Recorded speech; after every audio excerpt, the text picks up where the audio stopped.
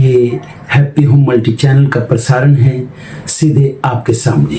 Focus Hindustan Mumbai news channel पर आप सभी का स्वागत। मैं हूं माजिद सिद्दीकी। दुआ सलाम आदाब, जय भीम।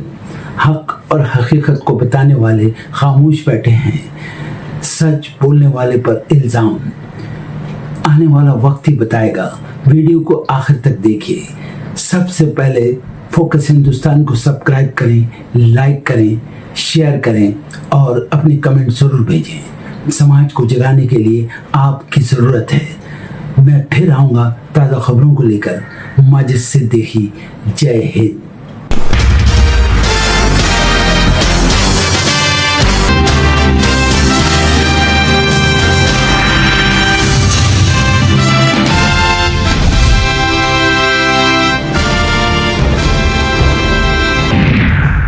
संसद के मानसून सत्र का 8वां दिन। पेपर लीक संशोधन बिल पर आज लोकसभा में वोटिंग, राज्यसभा में पेश होगा बिल। सीजेपी नेताओं ने किसान नेता राकेश टिकैत से की मुलाकात। किसान छात्र के मुद्दे पर सरकार को घेरने की बनाई रणनीति। सीजेपी का आरोप, छात्रों पर दर्ज मामलों को वापस नहीं लिया गया। सीजेपी संस्थापक अभिजीत दिप्के ने सरकार को दे दी चेतावनी। कहा, अगर छात्रों का उत्पीड़न जारी रहा तो फिर आंदोलन करेंगे।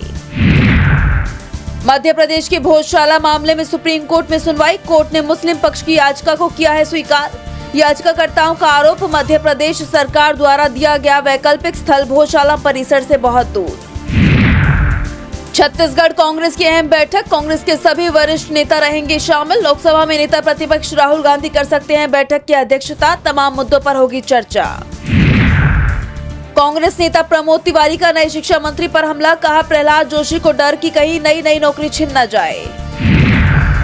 कांग्रेस सांसद केसी वेणुगोपाल ने लोकसभा में स्थगन प्रस्ताव का दिया नोटिस। अयोध्या में राम मंदिर में चढ़ावा चोरी मामले पर करना चाहते हैं चर्चा। आप सांसद संजय सिंह का बीजेपी पर जोरदार हमला। कहा, चोर उचक्के शोषणकर्ता, चंदा चोर पकड़ना है तो बीजेपी के ऑफिस में जाओ। संसद के बाहर बढ़ी सियासी गर्मी। कार्ति चिदंबरम और निशिकांत दुबे के बीच हुई तीखी बहस। यूके फर्म के दावे पर भिड़े। कार्ति चिदंबरम ने कहा, निशिकांत को पूरी बात विस्तार से समझाएंगे। आप सुप्रीमो अरविंद केजरीवाल ने गुजरात में आई बाढ़ पर जाहिर की चिंता। कहा, गुजरात के वलसाड में आई भीषण बाढ़ में 45 से ज्यादा लोगों की जान जाने से मन दुखी हुआ। अमेरिका सऊदी ने इराक में किए हवाई हमले। ईरान समर्थित पीएमएफ के 8 लड़ाके मारे गए। जवाब में ईरान ने बैलिस्टिक मिसाइलें दागी। ट्रंप और नेतन्याहू ने व्हाइट हाउस में 90 मिनट तक की बैठक। बोले, ईरान को परमाणु हथियार नहीं बनाने देंगे। अमेरिकी राष्ट्रपति ने जेलेंस्की से भी की मुलाकात।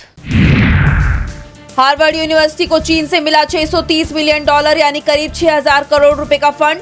अमेरिका विदेशी फंडिंग पर उठा सवाल। जांच शुरू करने की मांग। अन्य अमेरिकी यूनिवर्सिटीज भी रडार पर। भारत पर 100% टैरिफ का खतरा। अमेरिकी सीनेट में आगे बढ़ा प्रतिबंध बिल। सीनेटर लिंडसे ग्राहम ने तैयार किया था ये विधेयक। एलन मस्क का नया दाव, शुरू की एक्स मनी सेवा। इसके जरिए यूजर्स एक दूसरे को भेज सकते हैं पैसे। उद्योगपति गौतम अडानी का बड़ा ग्लोबल दाव। ब्रिटेन के 21 पोर्ट खरीदने का बनाया प्लान। एसोसिएटेड ब्रिटिश पोर्ट्स के लिए बोली लगाने पर विचार कर रही कंपनी। 5 देशों पर अमेरिका लगाएगा 100% टैरिफ। सीनेट से पास हुआ बिल। इनमें भारत, चीन, स्लोवाकिया, हंगरी और अजरबैजान शामिल। चीनी व्यापारियों के लिए स्टॉक सीमा 4000 क्विंटल तय। केंद्र ने अधिकतम 30 दिन स्टॉक रखने का दिया आदेश। 1 अगस्त से 30 नवंबर तक लागू रहेंगे नियम। हॉर्मुज का खतरा बढ़ने से बदली रणनीति। अब अमेरिका से एलपीजी आयात करेगा भारत। घटेगी पश्चिम एशिया पर निर्भरता। सर्राफा बाजार में गिरावट। सोने के दाम 2640 रुपए गिरकर 1.47 लाख रुपए प्रति 10 ग्राम पहुंचे। चांदी 5200 रुपए प्रति किलोग्राम पर पहुंची।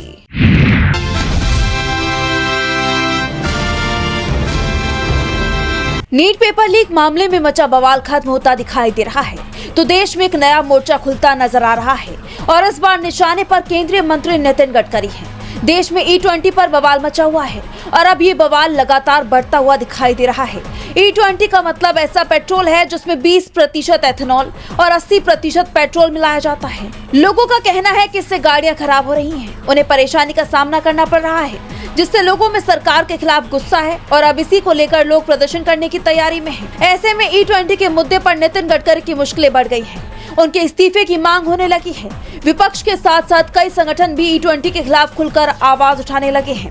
आम आदमी पार्टी, दिल्ली के ट्रांसपोर्ट यूनियनों और कांग्रेस ने सरकार के खिलाफ मोर्चा खोल दिया है। दिल्ली के ट्रांसपोर्ट यूनियन ने एथेनॉल मिश्रित पेट्रोल E20 नीति के विरोध में 4 अगस्त को संसद तक मार्च निकालने का ऐलान कर दिया है। Delhi taxi and tourist transporters and tour operators association समेत कई संगठनों ने सरकार से इस नीति को वापस लेने की मांग की है। संगठन अध्यक्ष संजय सम्राट ने कहा है कि इस मुद्दे पर अब तक जो सांसद चुप रहे हैं, उन्हें जगाने के लिए ये विरोध मार्च निकाला जाएगा। इस बीच उत्तर प्रदेश कांग्रेस अध्यक्ष अजय राय ने पीएम मोदी को पत्र लिखा है, जिसमें उन्होंने केंद्रीय सड़क परिवहन मंत्री नितिन गडकरी और पेट्रोलियम मंत्री हरदीप सिंह पुरी को मंत्रिमंडल से बर्खास्त करने की मांग की है। उनका आरोप है कि देश के 35 करोड़ से ज्यादा वाहन मालिकों की चिंताओं को नजरअंदाज कर सरकार अब E85 और E100 नीति लाने की तरफ बढ़ रही है। पेट्रोल में मिलावट और इंजन को हो रहे नुकसान के लिए सरकार को जवाबदेही तय करनी चाहिए। इससे पहले दिल्ली के पूर्व सीएम अरविंद केजरीवाल ने भी बड़ा ऐलान किया था। कहा था कि 1 अगस्त को दिल्ली के कॉन्स्टिट्यूशन क्लब में national town hall against E20 का आयोजन कर रहे हैं, जिसमें लोगों से जुड़ने की अपील की गई। अब देखना होगा कि क्या नितिन गडकरी भी इस्तीफा देंगे।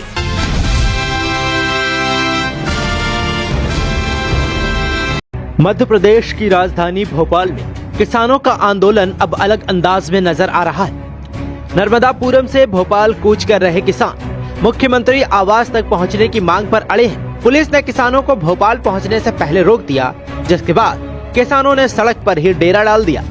विरोध के दौरान किसानों ने सड़क किनारे दाल बाटी बनाकर खाना तैयार किया और केंद्रीय कृषि मंत्री शिवराज सिंह चौहान तथा मध्य प्रदेश के मुख्यमंत्री मोहन यादव को भी दाल बाटी खाने का न्योता दिया। किसानों की सबसे बड़ी मांग मूंग की पूरी उपज की न्यूनतम समर्थन मूल्य यानी MSP पर सरकार खरीद सुनिश्चित करना है।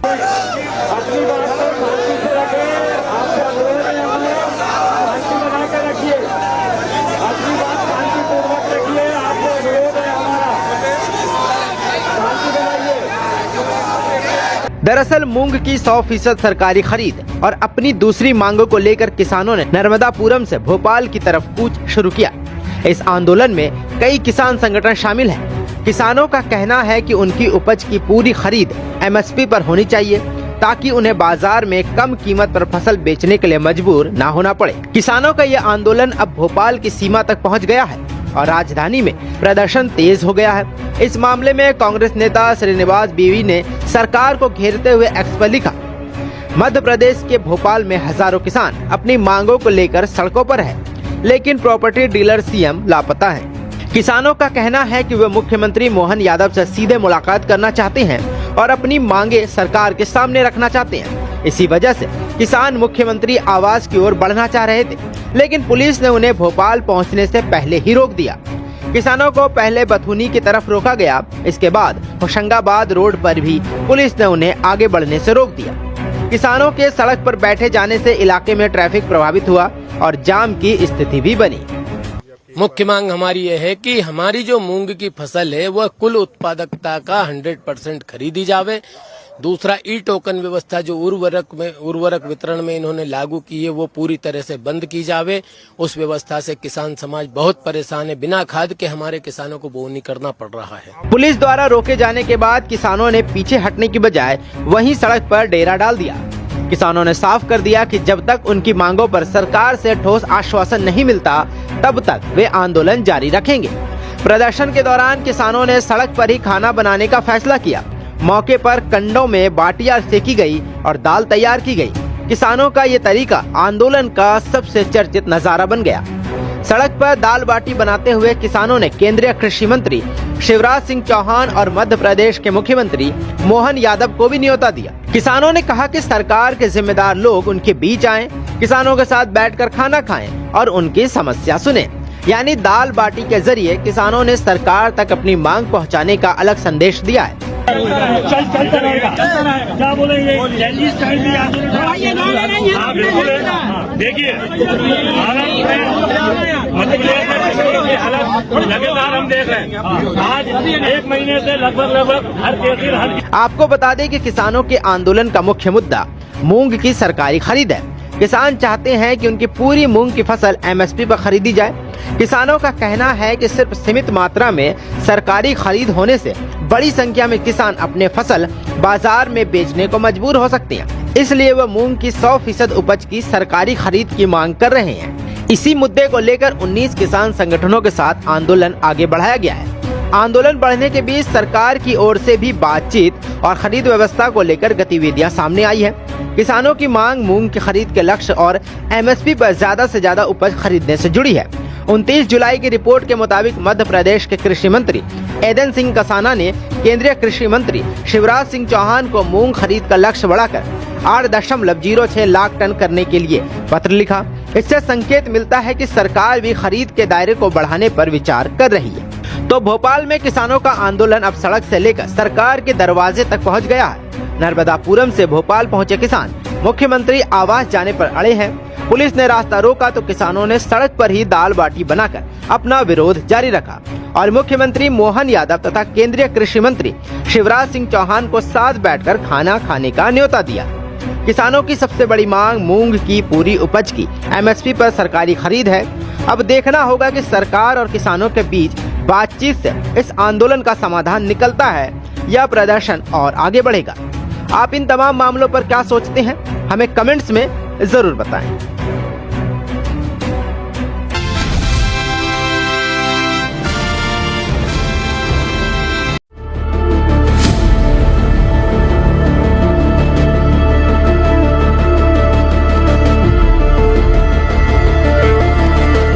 दिल्ली के जंतर मंतर पर हुए प्रदर्शन के दौरान छात्रों पर पुलिस द्वारा किए गए लाठीचार्ज और भीड़ को नियंत्रित करने के लिए आंसू गैस के गोले भी छोड़ने का मामला अब सुप्रीम कोर्ट तक पहुंच गया है।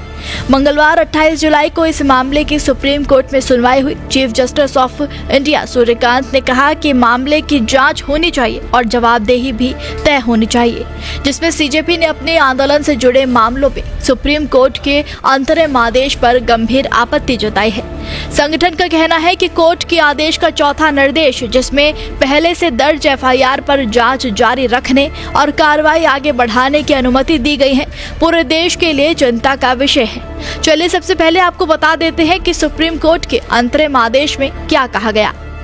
दरअसल सुप्रीम कोर्ट ने सीजेपी आंदोलन से संबंधित विभिन्न जनहित याचिकाओं पर सुनवाई के दौरान अंतिम आदेश पारित किया। इनमें सबसे ज्यादा चर्चा आदेश नंबर 4 की हो रही है। इस आदेश के तहत अदालत ने सरकारों को पहले से दर्ज एफआईआर में जांच जारी रखने और कानून के अनुसार आगे की कार्रवाई करने से नहीं रोका है। यानी अदालत ने किसी भी एफआईआर को स्वतः रद्द नहीं किया और न ही जांच पर रोक लगाई। साथ ही अंतिम निर्णय आने तक मामले की जांच सामान्य कानूनी प्रक्रिया के अनुसार जारी रह सकती है।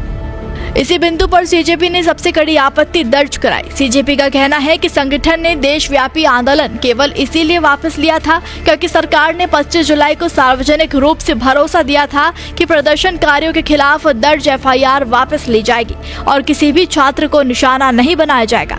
संगठन का कहना है कि अब उसे आशंका है कि केंद्र सरकार और भाजपा शासित राज्य सुप्रीम कोर्ट के इस अंतरिम आदेश का हवाला देकर एफआईआर जारी रख सकते हैं और प्रदर्शनकारियों के खिलाफ कार्रवाई कर सकते हैं। सीजेपी के मुताबिक यदि ऐसा होता है तो ये सरकार द्वारा युवाओं को दिए गए वादे का उल्लंघन होगा। सीजेपी ने कहा कि अगर पुलिस की तरफ से छात्रों को परेशान करने का सिलसिला यूं ही जारी रहा तो कॉकरोच जनता पार्टी जल्द ही एक बड़े और शांतिपूर्ण विरोध प्रदर्शन के जरिए इसका जवाब देगी। सीजेपी के अभिजीत दिपके ने कहा कि सरकार को छात्रों को निशाना बनाना और उन्हें परेशान करना हर हाल में बंद करना होगा। तो वहीं सीजेपी ने मांग की है कि केंद्र सरकार और संबंधित राज्य सरकारें सुप्रीम कोर्ट के समक्ष 25 जुलाई को हुए कथित आश्वासन और समझौते की पूरी जानकारी रखें ताकि अदालत भविष्य में पूरी जानकारी के आधार पर निर्णय ले सके। संगठन का कहना है कि अदालत का अंतरिम आदेश उस समय पारित हुआ जब सरकार और सीजेपी के बीच बातचीत तथा आश्वासन की जानकारी अदालत के सामने नहीं रखी गई थी। सीजेपी ने कहा कि सुप्रीम कोर्ट के अंतरिम आदेश में ऐसा नहीं कहा गया कि सरकार एफआईआर वापस नहीं ले सकती।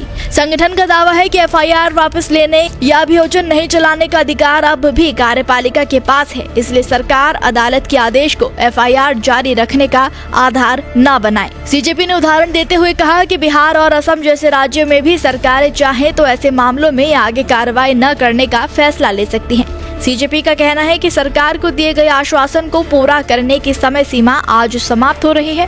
संगठन ने मांग दोहराई कि सभी एफआईआर वापस ली जाए और शांतिपूर्ण प्रदर्शनकारियों के खिलाफ किसी भी प्रकार की कानूनी कार्रवाई न की जाए। इसके साथ ही सीजेपी ने चेतावनी दी है कि यदि युवाओं के साथ किया गया वादा तोड़ा गया तो देश भर के छात्र और युवा फिर से सड़कों पर होंगे। सीजेपी का कहना है कि सरकार द्वारा दिए गए सार्वजनिक आश्वासन का सम्मान होना चाहिए और लोकतांत्रिक तरीके से आंदोलन करने वाले छात्रों को किसी भी प्रकार के उत्पीड़न का सामना नहीं करना चाहिए। फिलहाल सरकार की ओर से सीजेपी के इन आरोपों और मांगों पर कोई आधिकारिक प्रतिक्रिया सामने नहीं आई है।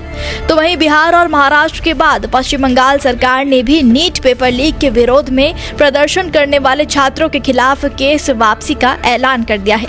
गृह विभाग ने साफ किया कि प्रदर्शन में हुए शामिल जिन लोगों का आपराधिक रिकॉर्ड नहीं है उन पर कार्रवाई नहीं होगी। सीजेपी ने लगातार दूसरे दिन प्रदर्शन की धमकी दी है। बता दें कि सीजेपी ने लगातार दूसरे दिन प्रदर्शन की धमकी दी है। इससे पहले सोमवार को नई दिल्ली में प्रेस कॉन्फ्रेंस कर उन्होंने कहा था कि अगर सरकारों की प्रदर्शनकारियों पर पुलिस कार्रवाई नहीं रुकी और गिरफ्तार छात्रों को राहत नहीं मिली तो वो फिर से आंदोलन शुरू करेंगे। इस प्रेस कॉन्फ्रेंस में आशुतोष रांका, सौरभ दास के साथ सीनियर एडवोकेट कपिल सिब्बल भी मौजूद थे।